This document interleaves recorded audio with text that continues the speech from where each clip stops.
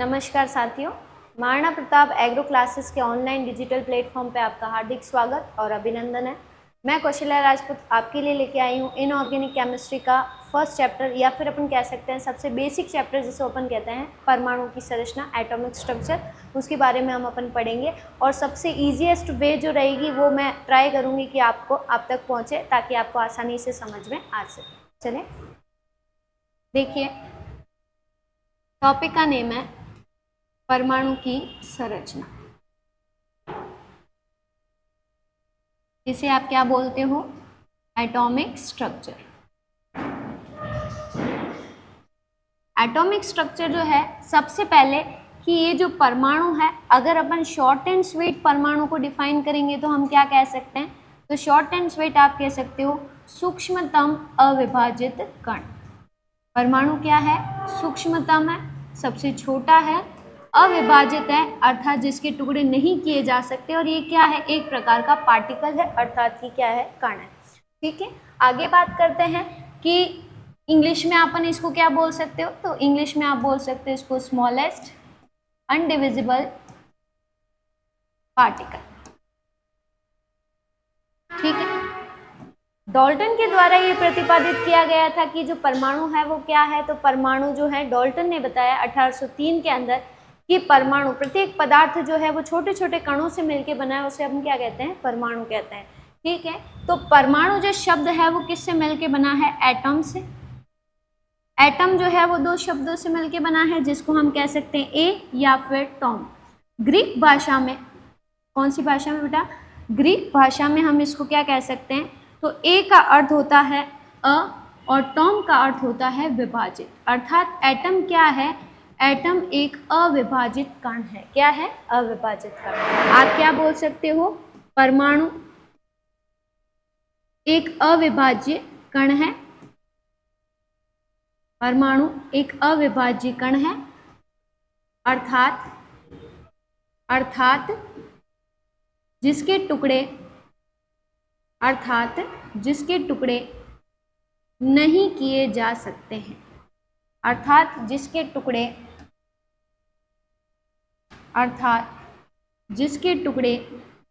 नहीं किए जा सकते। सर्वप्रथम किसके द्वारा बताया गया था? तो जॉन डाल्टन के द्वारा बताया गया था, और डाल्टन ने अपना एक परमाणु के लिए सिद्धांत दिया, और उस सिद्धांत को आप क्या कहते हो? तो आप कहते हो उसे डाल्टन का परमाणुवाद का सिद्धांत। डाल्टन का परमाणुवाद का सिद्धांत। जॉन डाल्टन ने परमाणु के लिए क्या क्या कहा, उसके बारे में हम कुछ बातें पढ़ते हैं। सबसे पहले उन्होंने बोला, जो हमने अभी ऊपर पढ़ा, क्या? कि परमाणु एक अविभाज्य कण है। परमाणु एक अविभाज्य कण है। ये नियम जो दिया था वह द्रव्यमान संरक्षण के नियम के आधार पर दिया गया था। अविभाज्य कण है। दूसरा उन्होंने बात की कि परमाणु को ना तो नष्ट किया जा सकता है, परमाणु को ना तो नष्ट किया जा सकता है, परमाणु को ना तो नष्ट किया जा सकता है, ना ही बनाया जा सकता है। ये बस एक रूप से दूसरे रूप में क्या होता है बेटा? परिवर्तित होता रहता है। ठीक है, नेक्स्ट बात अपन करते हैं, उन्होंने क्या कहा? तो उन्होंने थर्ड बात लिखी। थर्ड बात क्या थी? कि परमाणु आपस में निश्चित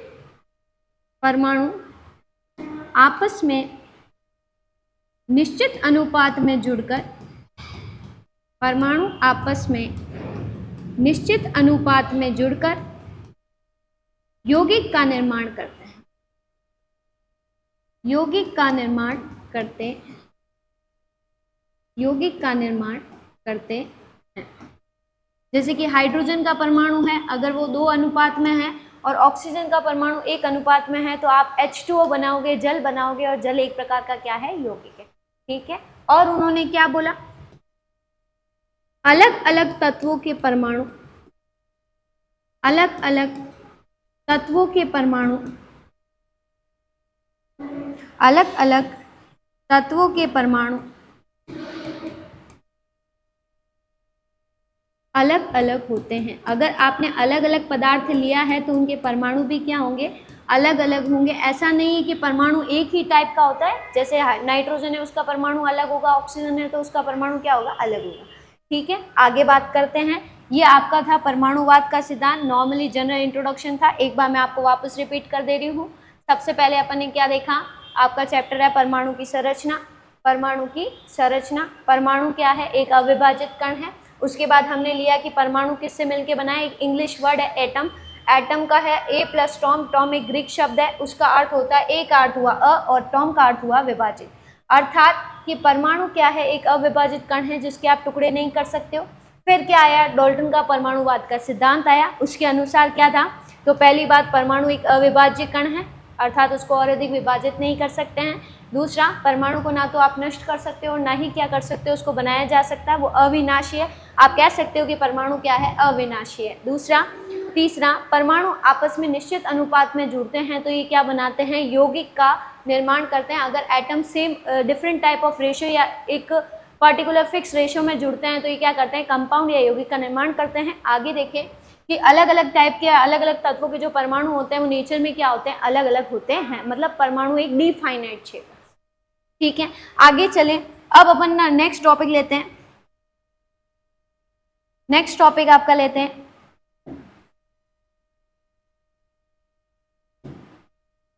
नेक्स्ट टॉपिक आपका परमाणु के मूलभूत कण।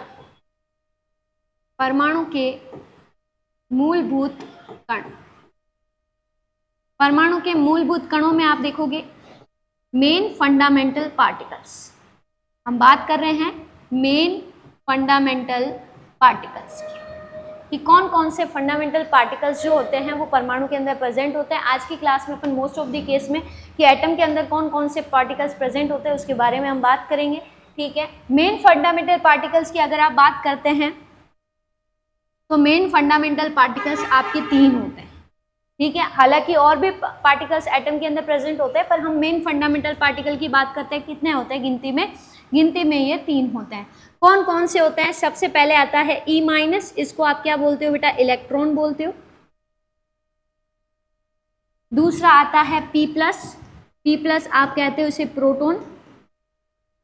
और तीसरा आता है एन, जिसके ऊपर कोई भी चार्ज नहीं है, उसे हम क्या कहते हैं, न्यूट्रॉन कहते हैं। क्या कहते हो आप, न्यूट्रॉन। ठीक है, अगर अपन बात करें कि इलेक्ट्रॉन्स जो है वो कौन से चार्ज का होता है, तो याद रखना कि इलेक्ट्रॉन जो है वो परमाणु में पाया जाने वाला एक ऋण आवेशित कण है। कौन सा कण है, ऋण आवेशित कण है जिसमें माइनस चार्ज है। प्रोटॉन जो है वो परमाणु का धनावेशित कण है अर्थात प्लस चार्ज, धनावेशित कण, पॉजिटिव पार्टिकल्स आप कह सकते हो।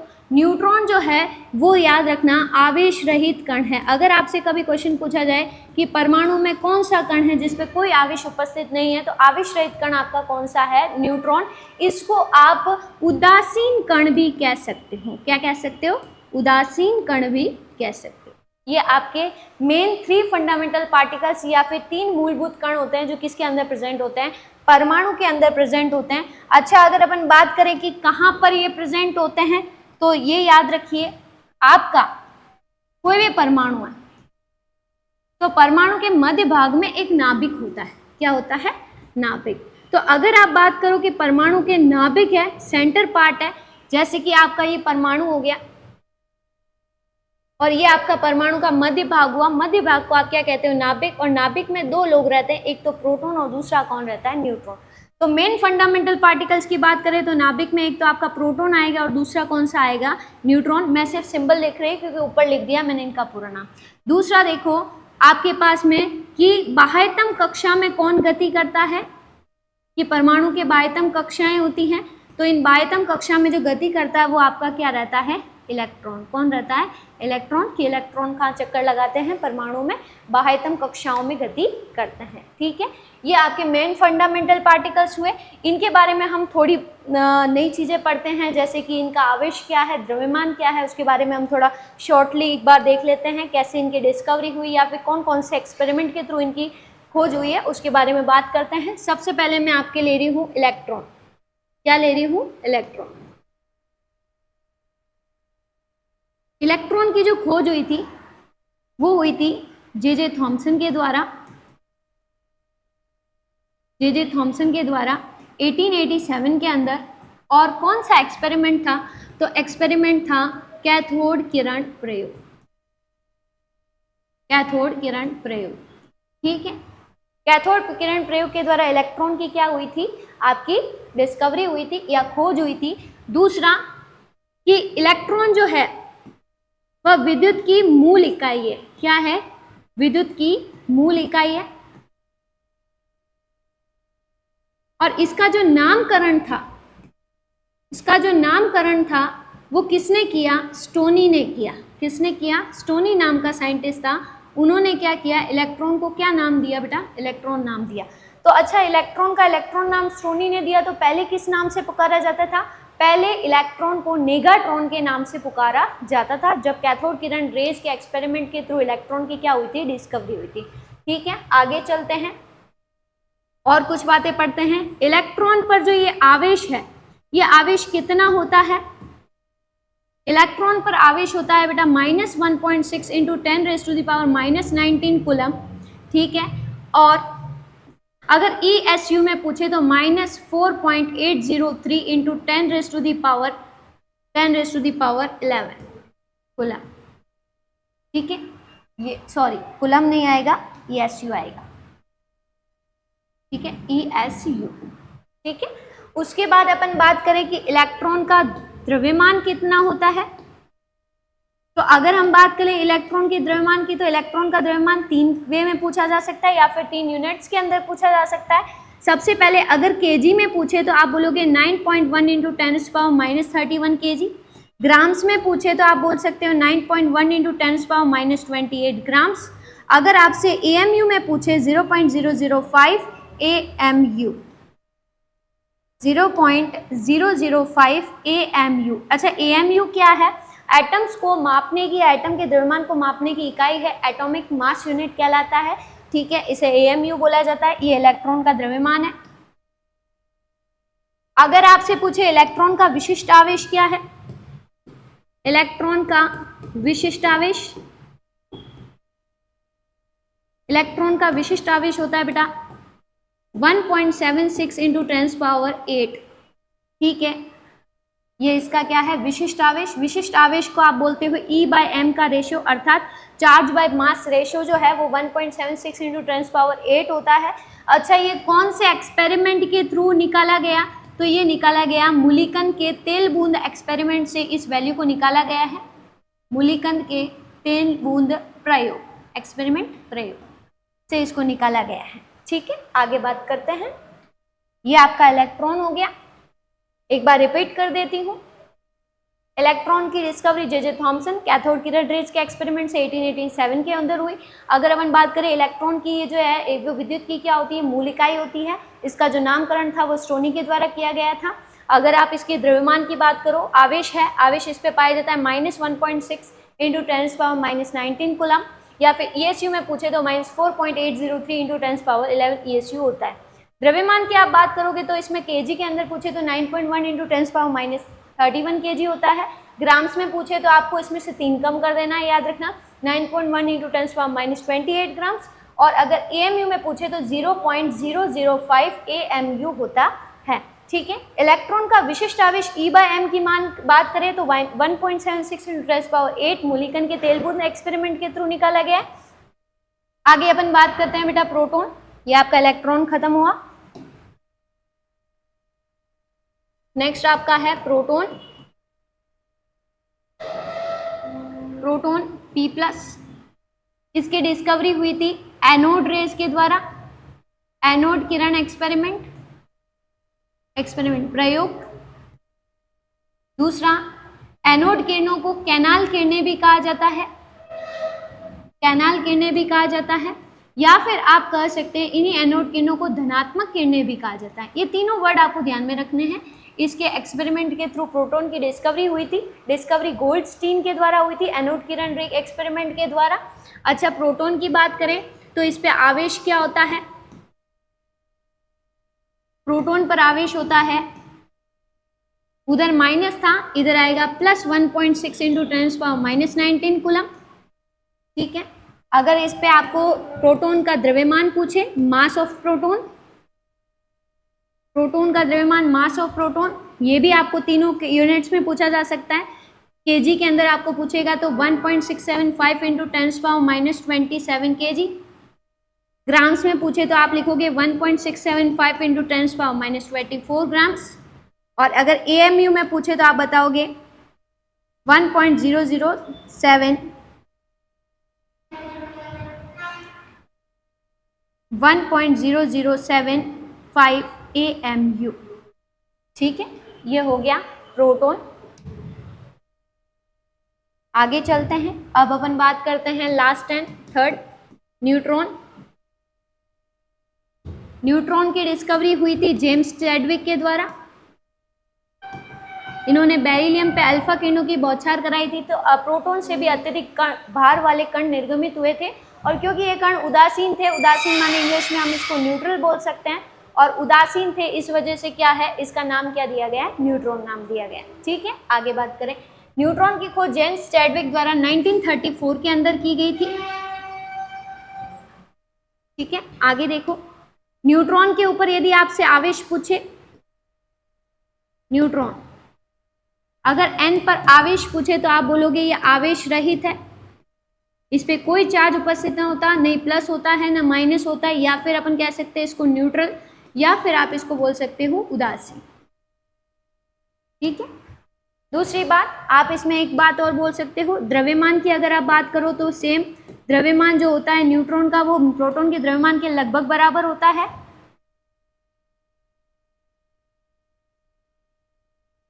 अगर किलोग्राम में पूछे तो 1.675 इंटू 10⁻27 केजी, ग्राम्स में पूछे तो 1.675 इंटू 10⁻24 ग्राम्स, और अगर एएमयू में पूछे तो 1.0085 AMU होता है, 85 AMU होता है। ठीक है, एक चीज है कि यहाँ पे क्या आप देख सकते हो, तो आप यहाँ पे एक लाइन को नोट करना, न्यूट्रॉन का द्रव्यमान प्रोटॉन के द्रव्यमान से 0.18% ज्यादा होता है, 0.18% अधिक होता है, 0.18% अधिक होता है। अगर आपसे ये पूछे जाए कि अगर आप रिलेट करो कि मास ऑफ प्रोटॉन और मास ऑफ इलेक्ट्रॉन, इलेक्ट्रॉन का द्रव्यमान और प्रोटॉन के द्रव्यमान की अगर आप बात करो तो उसके बारे में अपन देखते हैं। मास ऑफ इलेक्ट्रॉन जो है वो मास ऑफ प्रोटॉन का 1/1837 गुना होता है। कितना होता है? 1/1837 गुना होता है। ये आपके 3 फंडामेंटल पार्टिकल्स थे, कौन कौन से? प्रोटॉन, इलेक्ट्रॉन और न्यूट्रॉन। इसके अलावा भी परमाणु के अंदर कुछ पार्टिकल्स होते हैं, उनके बारे में भी अपन बात करते हैं। ठीक है, ज़्यादा डिस्कशन नहीं करेंगे, लेकिन उनका थोड़ा बहुत नाम, डिस्कवरी किसने की उसके बारे में अपन पढ़ते हैं। ठीक है, देखिए सबसे पहले आप बात करते हैं, जैसे कि आपका इलेक्ट्रॉन हो गया। इलेक्ट्रॉन के खोजकर्ता कौन थे? ठीक है, इलेक्ट्रॉन्स के ऊपर आवेश कितना होता है और इलेक्ट्रॉन्स का द्रव्यमान कितना होता है, इसके बारे में अपन बात करते हैं। ठीक है, सबसे पहले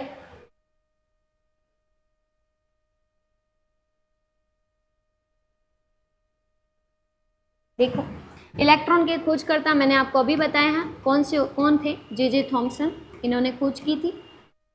आवेश की बात करो तो इस पे कौन सा आवेश होता है? ऋण आवेश उपस्थित होता है, -1 आप कह सकते हो ओवरऑल।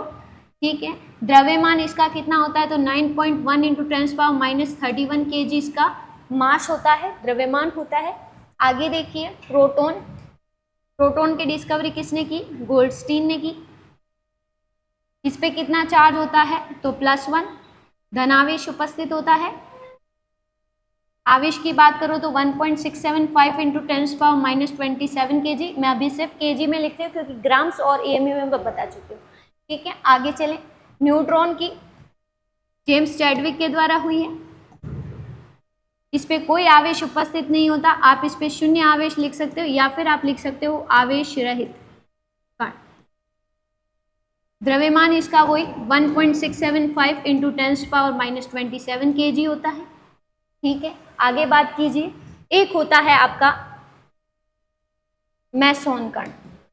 अब मैं अन्य पार्टिकल्स की बात कर रही हूँ। मैसोन कण की डिस्कवरी की गई थी युकावा के द्वारा। मैसोन कणों पर जो आवेश उपस्थित होता है वो इलेक्ट्रॉन के आवेश का कितना होता है? 200 गुना होता है। कितना होता है? इलेक्ट्रॉन के आवेश का 200 गुना इसका चार्ज होता है। ठीक है, अगर बात करें द्रव्यमान कितना होता है, तो द्रव्यमान, इसका द्रव्यमान नहीं, आवेश, सॉरी मैंने उल्टा लिख दिया, वापस से मैंने इधर का इधर कर दिया एक बार। इस पे जो आवेश होता है वो आवेश प्लस भी हो सकता है, माइनस भी हो सकता है और शून्य भी हो सकता है। अगर आप द्रव्यमान की बात करो तो इलेक्ट्रॉन के 200 गुना होता है, द्रव्यमान का 200 गुना। ठीक है, नेक्स्ट बात करते हैं पॉजिट्रॉन। पॉजिट्रॉन की डिस्कवरी की गई थी एंडरसन के द्वारा। पॉजिट्रॉन का मतलब हुआ पॉजिटिव इलेक्ट्रॉन। ठीक है, इस पे आवेश होता है धनावेश और द्रव्यमान होता है इलेक्ट्रॉन के समान। आगे बात करें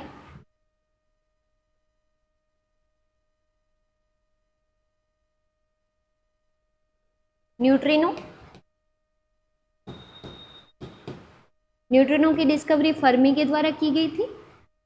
इस पे ना तो कोई आवेश उपस्थित होता है और ना ही इसका कोई द्रव्यमान होता है। ये सिर्फ एक फंडामेंटल, एक नॉर्मल पार्टिकल है, ना तो आवेश होता है और ना ही क्या होता है, द्रव्यमान होता है। ठीक है, एक और लिखिए एंटीप्रोटीनो या एंटी प्रोटीन, एंटी प्रोटोन आप कह सकते हो। एंटी प्रोटोन, इसकी खोज की गई थी सुगरी के द्वारा। एंटी प्रोटीन पर आवेश होता है ऋणात्मक और द्रव्यमान होता है प्रोटॉन के समान। ये आपके बेटा कौन से हैं? फंडामेंटल पार्टिकल्स के साथ साथ मैंने कुछ और पार्टिकल्स के बारे में भी आपको बताया। ठीक है, अब क्योंकि अपन टेबल बना ही लिए तो कुछ और खोजकर्ताओं के बारे में भी अपन पढ़ ही लेते हैं। ठीक है,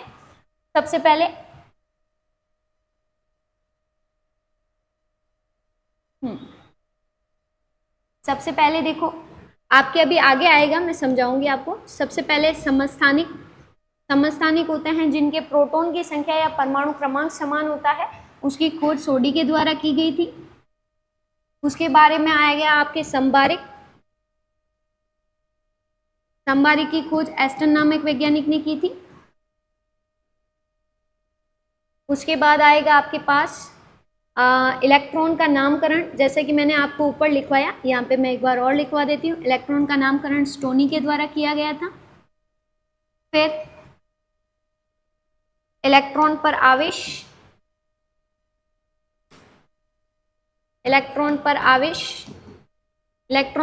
मैंने बताया था मुलिकन के तेल बूंद प्रयोग के द्वारा हुआ था, तो इसका आवेश दिया गया था मुलिकन के थ्रू। ठीक है, उसके बाद हाँ, कैथोड रेज की हमने बात की थी, तो कैथोड रे जो है, कैथोड किरणों की खोज किसके द्वारा की गई? तो वो आप लिखिए विलियम क्रूक्स के द्वारा।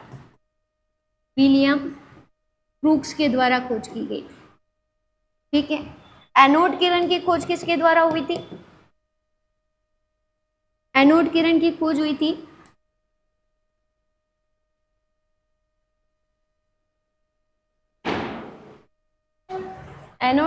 खोज हुई थी गोल्डस्टीन के द्वारा। ठीक है, ये आपके कुछ पार्टिकल्स थे जो एटम्स के अंदर या परमाणु के अंदर प्रेजेंट होते हैं, उसके बारे में हमने डिस्कवरी की। क्योंकि नॉर्मली क्या है, नॉर्मली आपको मूलभूत कणों के बारे में ही बताया जाता है, जैसे इलेक्ट्रॉन है, प्रोटॉन है, न्यूट्रॉन है। इसके साथ आपके मैंने कुछ कण और बताए, मेसॉन, पॉजिट्रॉन, एंटीनो और एंटी प्रोटॉन होते हैं। ठीक है, चले आगे।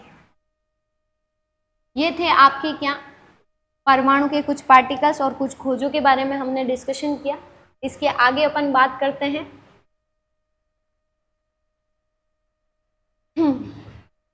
जैसे नया टॉपिक लेते हैं, परमाणु क्रमांक क्या होता है। अगर आप स्क्रीनशॉट लेना चाहते हैं तो एक बार आप स्क्रीनशॉट ले लीजिए।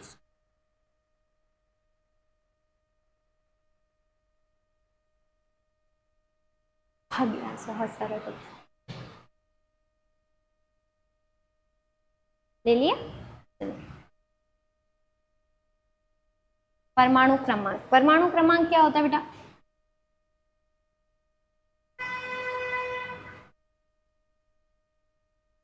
परमाणु क्रमांक को आइडेंटिफाई किया जाता है Z के द्वारा। परमाणु क्रमांक क्या होता है?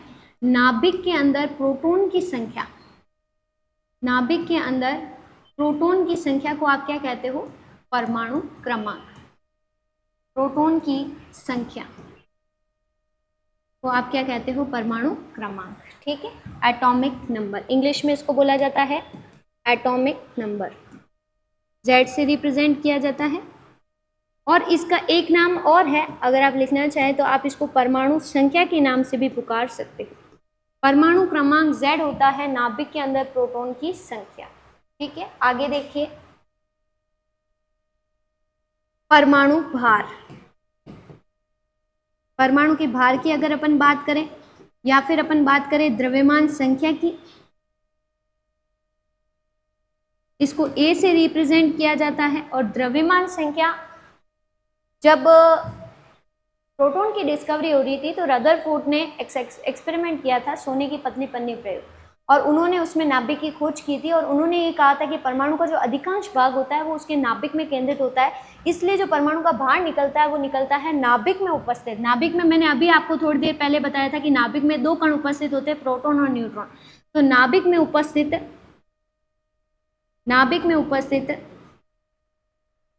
प्रोटॉन व न्यूट्रॉन की संख्या का योग, प्रोटॉन व न्यूट्रॉन की संख्या का योग क्या कहलाता है? प्रोटॉन व न्यूट्रॉन की संख्या का योग क्या कहलाता है? परमाणु भार या द्रव्यमान संख्या। ठीक है, आगे चलें। अच्छा, परमाणु भार या द्रव्यमान संख्या को आप क्या नाम देते हो? आप इसको नाम दे सकते हो बेटा एटॉमिक मास, या फिर आप चाहें तो आप इसको मास नंबर भी बोल सकते हो। इसको मैंने जैसे कि बता ही दिया, इसको किससे रिप्रेजेंट किया जाता है? A से। तो अगर आपका एक फॉर्मूला बनाना चाहो तो आप लगा सकते हो कि द्रव्यमान संख्या A बराबर होता है प्रोटॉन प्लस न्यूट्रॉन की संख्या का योग, A बराबर P प्लस N। ठीक है, आगे बढ़े। परमाणु क्रमांक हो गया, परमाणु भार हो गया। अब अपन बात करते हैं कि किसी भी तत्व का जो प्रदर्शन है वो कैसे किया जाता है। जैसे कि आपकी आवर्त सारणी में जितने भी आपको जैसे कार्बन, हाइड्रोजन, ऑक्सीजन दिखते हैं वो आपके क्या हैं? सारे के सारे तत्व हैं। तत्व होते क्या हैं? तो परमाणु, एक ही प्रकार के आपस में परमाणु जुड़ते हैं तो क्या कहलाते हैं? तत्व कहलाते हैं। तत्व का जो प्रदर्शन है वो कैसे किया जाता है? तो आप लिखिए X के द्वारा। नीचे आपके आता है लेफ्ट हैंड साइड पे Z और ऊपर अपर साइड पे आपका आता है A। किसी भी तत्व को प्रदर्शित करने के लिए आपको याद रखना है सिंबल होता है X, Z, A। X यहाँ पे क्या है? तो X यहाँ पे है कोई भी तत्व, Z यहाँ पे क्या होता है? परमाणु क्रमांक अर्थात नाभिक के अंदर उपस्थित प्रोटॉन की संख्या, परमाणु क्रमांक। और A आपका क्या है? द्रव्यमान संख्या अर्थात कि प्रोटॉन व न्यूट्रॉन की संख्या का योग। ठीक है, ये आपका तत्व का क्या होता है? प्रदर्शन होता है। अब अपन थोड़ा सा डिस्कस कर लेते हैं, क्योंकि आगे जाके मैं आपको बता रही हूँ, जैसे अपन ने ऊपर पढ़ा था कि समस्थानिक की खोज किसने की, समबारिक की खोज किसने की, तो अपन उसके बारे में पढ़ेंगे। तो उसके लिए आपको आना चाहिए कि प्रोटॉन कैसे निकाला जाता है, इलेक्ट्रॉन कैसे निकाला जाता है और न्यूट्रॉन कैसे निकाला जाता है। ठीक है, देखिए आप टॉपिक की हेडलाइन बनाना, प्रोटॉन, इलेक्ट्रॉन व न्यूट्रॉन।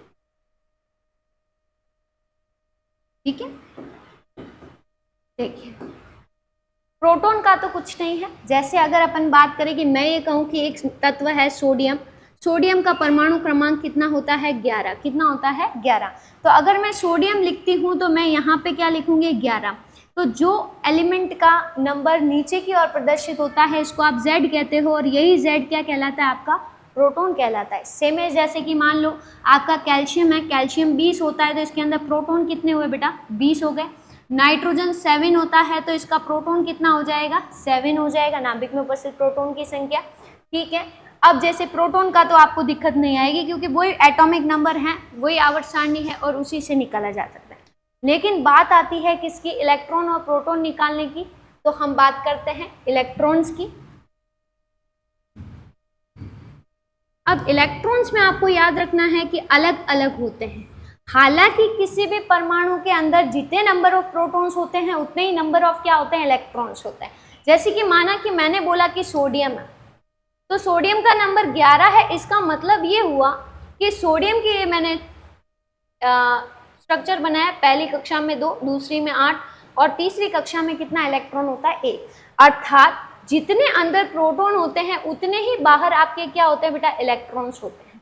ठीक है, लेकिन कभी कभी क्या होता है कि ये जो इलेक्ट्रॉन्स की संख्या है वो कभी कम हो सकती है, कभी ज़्यादा हो सकती है। रीज़न क्या है, जैसे कि सोडियम है, सोडियम की बाह्यतम कक्षा में 1 इलेक्ट्रॉन एक्स्ट्रा है, और एक अष्टक नियम आया था लुईस का, वो ये कहता है कि किसी भी तत्व की बाह्यतम कक्षा में यदि 8 इलेक्ट्रॉन हो तो वो स्थायी होता है। अब इस स्थायित्व की दृष्टि से सोडियम क्या करता है, अपने 1 इलेक्ट्रॉन को क्या कर देता है, त्याग देता है। अब सोडियम ने अपना 1 इलेक्ट्रॉन त्याग तो दिया, लेकिन जितना पहले प्रोटॉन था, प्रोटॉन 11 था, और इलेक्ट्रॉन भी पहले कितना था, 11, क्योंकि जितना प्रोटॉन होता है उतना इलेक्ट्रॉन्स होते हैं। लेकिन अब यहाँ पे 1 इलेक्ट्रॉन त्याग चुका है तो हमारा 1 इलेक्ट्रॉन माइनस होगा। अब हमारे पास इलेक्ट्रॉन कितने बचे, 10। ठीक है, तो इलेक्ट्रॉन्स की संख्या कम भी हो सकती है, ज्यादा भी हो सकती है। देखो ज्यादा कैसे होती है। अभी मैंने आपको अष्टक का नियम बताया, जैसे कि आपका क्लोरीन का परमाणु है, पहली कक्षा में 2 इलेक्ट्रॉन, दूसरी में 8 इलेक्ट्रॉन और तीसरी कक्षा में होते हैं 7 इलेक्ट्रॉन। जैसे कि अष्टक नियम के द्वारा कहा गया कि बाह्यतम कक्षा में कितने इलेक्ट्रॉन होने चाहिए, 8। अब क्लोरीन की बाह्यतम कक्षा में 7 इलेक्ट्रॉन होते हैं, इस वजह से क्लोरीन स्थायित्व को प्राप्त करने की दृष्टि से 1 इलेक्ट्रॉन को क्या कर देता है, ग्रहण करता है। क्या करता है, ग्रहण करता है। और अगर क्लोरीन ने 1 इलेक्ट्रॉन ग्रहण किया है तो बताओ पहले प्रोटॉन कितने थे, क्लोरीन का नंबर 17 होता है तो 17 प्रोटॉन थे, तो इलेक्ट्रॉन भी कितने होंगे, 17 होंगे। लेकिन 1 इलेक्ट्रॉन ग्रहण कर चुका है तो अब इलेक्ट्रॉन की संख्या कितनी हो गई, 18। तो जैसे कि मैंने आपको कहा कि इलेक्ट्रॉन की संख्या कम या फिर ज्यादा हो सकती है। ठीक है, अगर कम या ज्यादा हो रही है तो हम उसको गिनती कैसे करेंगे या फिर हम कैसे इलेक्ट्रॉन्स को निकालेंगे, तो वो आप थोड़ा सा देखिए। मैं आपको रूल लिखवा रही हूं। रूल नंबर 1, उदासीन परमाणु में प्रोटॉन की संख्या व इलेक्ट्रॉन की संख्या समान होती है।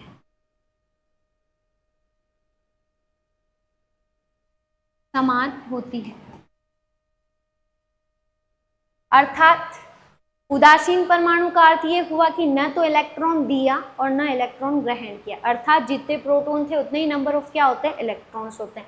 जैसे कि अगर मैं दूं नियोन, नियोन का नंबर 10 होता है, अगर मैं प्रोटॉन बोलूं तो 10 है, अगर इसके ऊपर ना प्लस है ना माइनस, ना तो इलेक्ट्रॉन त्याग किया गया है ना इलेक्ट्रॉन ग्रहण किया गया है। आपको मैं बता दूं, जब भी ऊपर प्लस आता है, क्या आता है, प्लस, प्लस का मतलब होता है कि इलेक्ट्रॉन को, प्लस का मतलब हुआ कि इलेक्ट्रॉन को त्यागा गया है, और माइनस अगर चार्ज आता है तो आपको याद रखना है कि इलेक्ट्रॉन को क्या किया गया है, ग्रहण किया गया है। ठीक है, अगर ना ऊपर प्लस आता है ना माइनस चार्ज आता है, इट मीन्स आपके जितने प्रोटॉन्स हैं उतने ही क्या रहेंगे, इलेक्ट्रॉन्स भी रहेंगे। इलेक्ट्रॉन और प्रोटॉन की संख्या क्या होगी, समान होगी। देखिए आगे, अगर ऐसा नहीं हुआ कि आपका उदासीन परमाणु नहीं है तो दूसरा रूल नंबर 2, धन आवेशित स्पीशीज में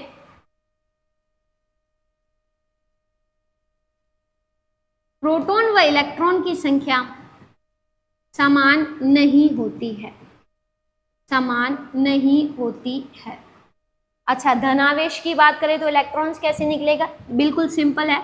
जैसे मैंने बोला कि सोडियम Na+ लिखा हुआ है, ठीक है। अगर मैं बात करूं कि प्लस प्रोटॉन कितना है तो सोडियम का नंबर 11 होता है, तो प्रोटॉन कितने हुए 11। इलेक्ट्रॉन भी कितने होंगे पहले 11 ही होंगे, लेकिन प्लस चार्ज मतलब मैंने बोला कि इलेक्ट्रॉन को त्याग दिया गया है तो एक इलेक्ट्रॉन की कमी हो गई। अब यहाँ पे इलेक्ट्रॉन कितने आएंगे 10।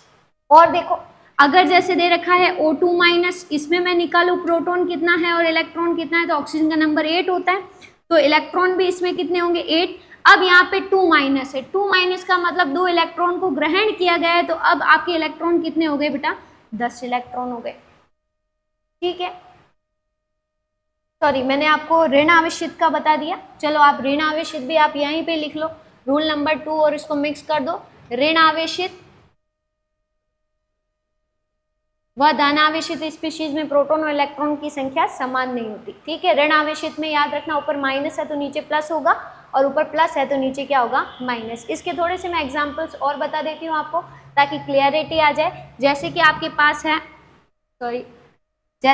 पास है F-, इसमें प्रोटॉन निकालना है और इलेक्ट्रॉन निकालना है, तो F का नंबर 9 होता है, मतलब प्रोटॉन 9 है, ऊपर माइनस है तो 9 में आपको क्या करना है 1 प्लस करना है, तो इलेक्ट्रॉन्स कितने आ गए 10 आ गए। और देखिए जैसे कि आपके पास आया S2-, सल्फर का प्रोटॉन होता है, नंबर होता है 16, प्रोटॉन हुआ 16, इलेक्ट्रॉन्स भी पहले कितने थे 16 ही होंगे। अब यहाँ पे 2 इलेक्ट्रॉन ग्रहण किए गए, अब आपके पास इलेक्ट्रॉन कितने हो गए बेटा 18। अच्छा प्लस के और ले लेते हैं 1-2। मैग्नीशियम 2+ लिया, मैग्नीशियम के पास प्रोटॉन होते हैं बेटा कितने 12, इलेक्ट्रॉन भी कितने होंगे 12, 2+ है मतलब 2 इलेक्ट्रॉन चले गए, तो अब 12 में से 2 को आप लेस करोगे तो कितने इलेक्ट्रॉन्स आ जाएंगे 10।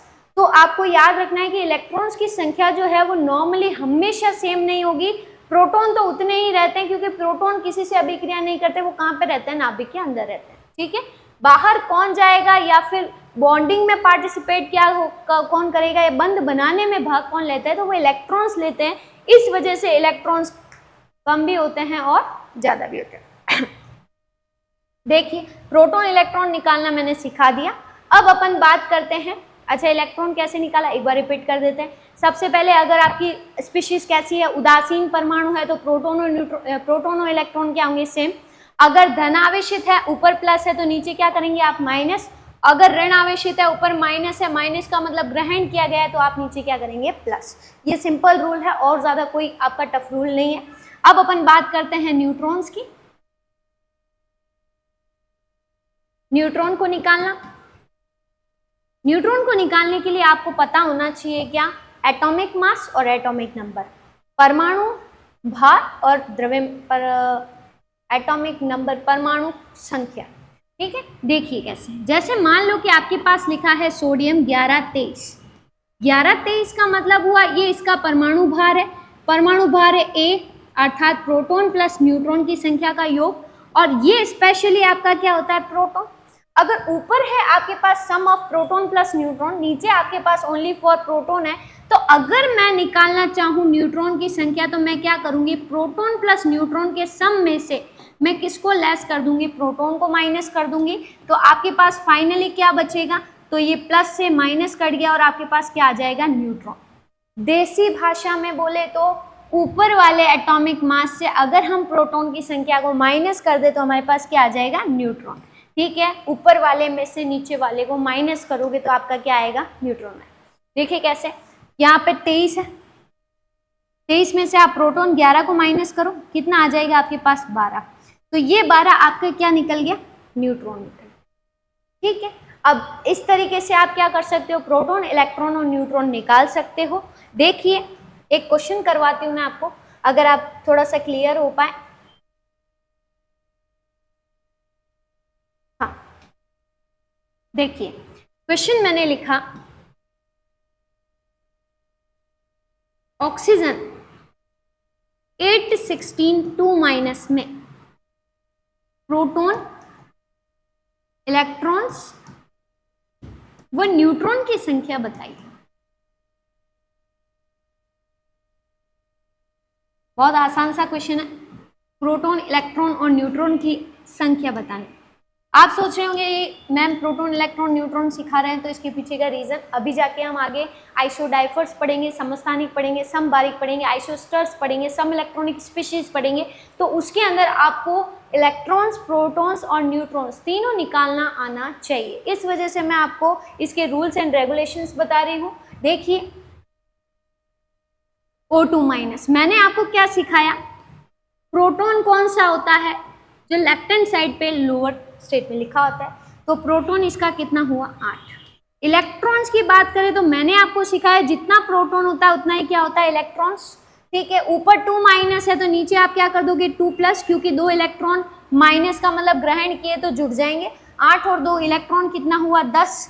न्यूट्रॉन मैंने निकालना सिखाया, क्या एटॉमिक मास में से एटॉमिक नंबर को माइनस करना है, द्रव्यमान संख्या में से आपको परमाणु संख्या को माइनस करना है। तो 16 में से आप 8 को माइनस करोगे तो आपके पास न्यूट्रॉन कितने आ जाएंगे बेटा 8, ठीक है। इस तरीके से आप क्या कर सकते हो, प्रोटॉन, इलेक्ट्रॉन्स और न्यूट्रॉन्स को निकाल सकते हो। ये आपका हो गया परमाणु के मेन फंडामेंटल पार्टिकल्स कौन से हैं, ठीक है। उसके बाद हमने पढ़ा कुछ अन्य पार्टिकल्स होते हैं जिसमें पॉजिट्रॉन, मेसॉन, एंटी प्रोटॉन, इनके बारे में हमने बात की। उसके बाद मैंने आपको सिखाया कि प्रोटॉन्स कैसे निकाले जाते हैं, इलेक्ट्रॉन्स कैसे निकाले जाते हैं, इलेक्ट्रॉन्स को निकालने के क्या नियम है। उसके बाद मैंने आपको न्यूट्रॉन्स निकालना सिखाया। अब जब आपको प्रोटॉन, इलेक्ट्रॉन और न्यूट्रॉन निकालना आ गया है तो हम हमारे नेक्स्ट टॉपिक स्टार्ट कर सकते हैं जो है समबारिक, समस्थानिक और आइसोस्टर्स, आइसोडाइफर्स, या फिर आप कह सकते हो सम न्यूट्रॉनिक, या फिर अब आगे जाके सम इलेक्ट्रॉनिक्स। इन सब स्पीशीज के बारे में हम आज चर्चा करेंगे, ठीक है। देखिए सॉरी